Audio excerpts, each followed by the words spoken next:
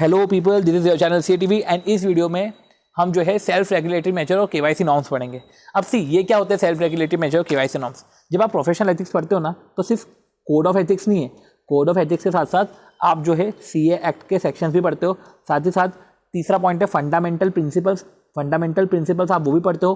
चौथा council general guidelines भी पढ़ते हो। पांचवा सेल्फ रेगुलेटरी मेजर्स भी लेते हो और छठा KYC नॉर्म्स भी पढ़ते हो। तो जब सेल्फ रेगुलेटरी मेजर और KYC नॉर्म्स पढ़ रहे हो तो फटाफट इसको खत्म कर देते हैं, क्योंकि CA एक्ट, फंडामेंटल प्रिंसिपल और कोड ऑफ एथिक्स ही अपने आप में ज़्यादा टाइम ले लेते हैं। तो self regulatory measure, self regulatory measure का मतलब क्या है? ये खुद से ही अपने आप को रेगुलेट कर रहे हो।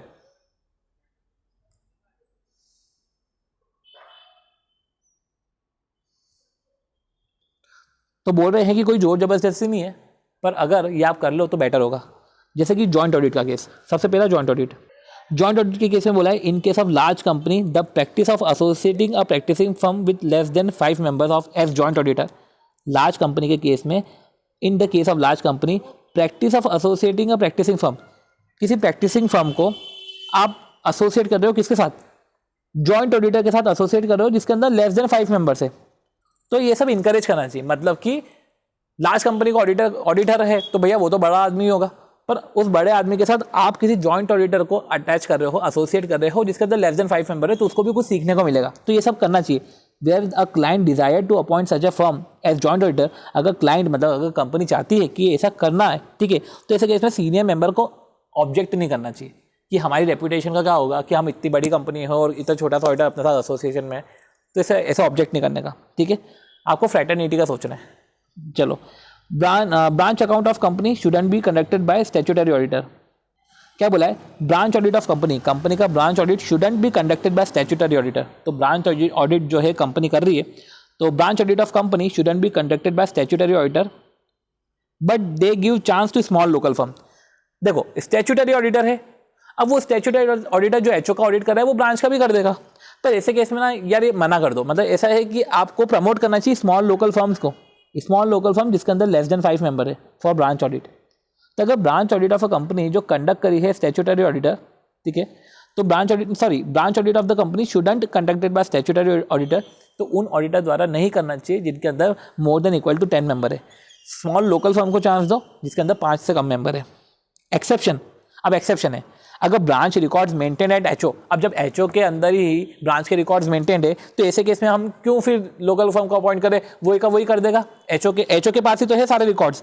फिर अगर ब्रांच सिग्निफिकेंट है, अगर ब्रांच में फॉरेन एक्सचेंज से ट्रांजेक्शन होता है, सिग्निफिकेंट ब्रांच है, तो लोकल फर्म को कैसे दे दे? फिर तो भाई स्टैट्यूटरी ऑडिटर तू ही कर ले।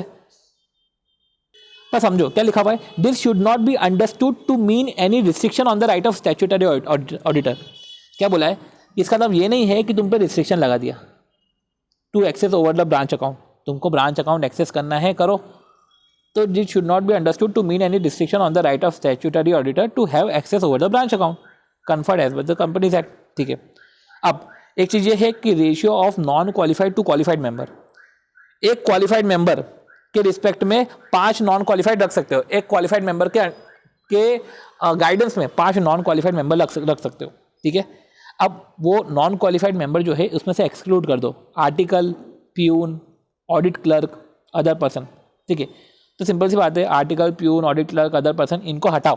ठीक है, तो 5:1 का रेशियो होना चाहिए कि एक क्वालिफाइड पर्सन के अंडर में 5 जो है नॉन क्वालिफाइड लोग होने चाहिए, और नॉन क्वालिफाइड लोग में आर्टिकल, प्यून, ऑडिट क्लर्क नहीं आते। फिर साथ ही साथ सेल्फ रेगुलेटरी मेजर में एक ये चीज आती है कि क्लाइंट कैन बी। अब क्लाइंट देखो, आपका क्लाइंट कौन हो सकता है? इंडिविजुअल हो सकता है, कॉर्पोरेट हो सकता है, नॉन कॉर्पोरेट हो सकता है। जब भी कोई सा क्लाइंट हो तो आप उससे जनरल इन्फॉर्मेशन तो लोगे ही लोगे, साथ ही साथ आप उससे स्टैट्यूटरी इन्फॉर्मेशन भी लोगे। पर सुनो, ये जो क्लाइंट है, ये जो तीनों लोग हैं, तीनों लोग हैं, जनरल इन्फॉर्मेशन तो तीनों के लिए लगेगी। ठीक है, पर जो स्टैट्यूटरी इन्फॉर्मेशन है वो सिर्फ कॉर्पोरेट के रिस्पेक्ट में लगेगी। ठीक है, तो आप जब देखोगे तो आपको 3 तरीके की इन्फॉर्मेशन चाहिए। क्लाइंट 3 तरीके के होते हैं, इन्फॉर्मेशन भी 3 तरीके की। आप उससे जनरल इन्फॉर्मेशन तो लोगे कि भैया ठीक है, कहाँ पे स्टैब्लिश है, प्रिंसिपल प्लेस ऑफ बिजनेस क्या है, ब्ला ब्ला, ये सब चीज़ें। फिर स्टैट्यूटरी इन्फॉर्मेशन भी लोगे। अब स्टैट्यूटरी इन्फॉर्मेशन कंपनी के रिस्पेक्ट में कैसे ले सकते हैं कि भैया डायरेक्टर कौन है, डायरेक्टर के पास दिन है क्या, कंपनी किधर इनकॉर्पोरेट हुई है, तो स्टैट्यूटरी इन्फॉर्मेशन आप लोगे। साथ ही साथ इंगेजमेंट के रिस्पेक्ट में तो इन्फॉर्मेशन लेनी है ना आपको। ठीक है, तो इंगेजमेंट के रिस्पेक्ट में इन्फॉर्मेशन 3 तरीके की इन्फॉर्मेशन लोगे।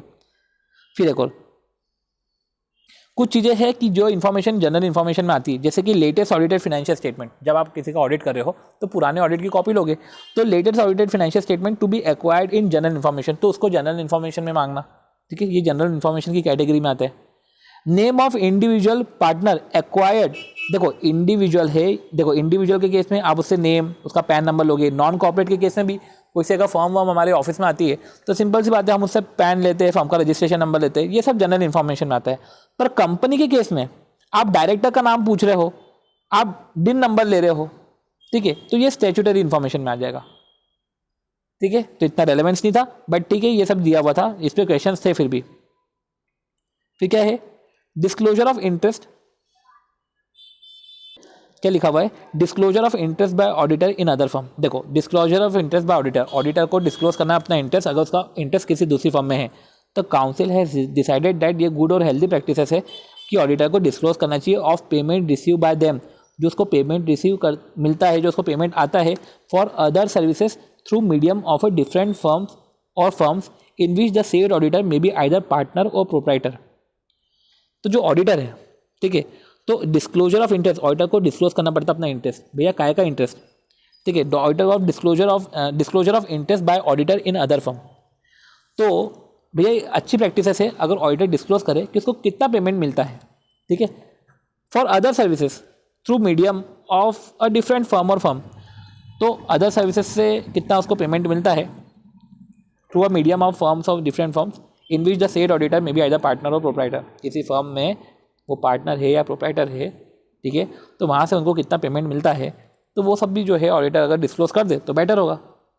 तो जिस फर्म में वो ऑडिटर है, जहाँ पे भी वो ऑडिटर है, तो मतलब यही है कि आप जो है फर्म या फर्म में जो है एक फर्म या एक से ज़्यादा फर्म में आप पार्टनर या प्रोप्राइटर हो, वहाँ पे आप पार्टनर प्रोप्राइटर हो और वहाँ से आप जो है सर्विसेज दे रहे हो, दूसरी सर्विसेज भी देते हो, ठीक है, डिफरेंट फर्म से, और वहाँ से आपको पेमेंट रिसीव हो रहा है, तो बेटर है कि आप वो भी डिस्क्लोज करो।